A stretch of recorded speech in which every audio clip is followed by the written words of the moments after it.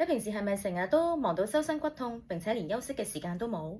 你有冇諗過你嘅身體一直陪伴住你，讓你好好地去呼吸、行動、感受生活裡面嘅每一刻？今晚借住8月15嘅月光，我想請你好好咁樣去感謝自己嘅身體。我哋嘅身體係靈魂嘅容器，係承載住我哋人生嘅夢想同埋感受嘅基礎。當我哋停落嚟休息，回到當下嘅時候，亦都係畀緊一個支持我哋嘅身體。今晚嘅月亮有3種意義存在，第一種就係圓滿同埋釋放，幫助你去釋放舊有嘅壓力同埋疲倦，讓你重新回到完整嘅自己。第二種就係接受一種溫柔嘅力量。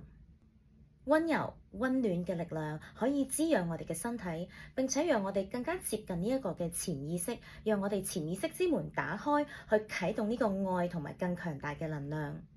第三種，亦都係協助我哋去顯化心想事成。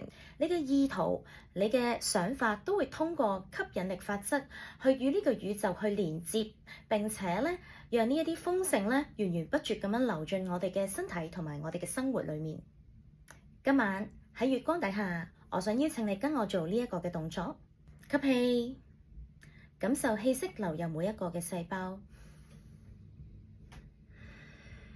呼氣，釋放壓力同埋一切嘅疲倦同煩惱，讓我哋嘅身體重新回到當下。將月光呢股嘅能量引入我哋嘅身體，並且同你嘅身體講：多謝你，你每日陪伴我，讓我活得自在。由呢一刻起，你嘅身體同埋潛意識都被月光包圍同埋被激活。好啦，我哋今晚嘅分享去到呢度啦，中秋節快樂！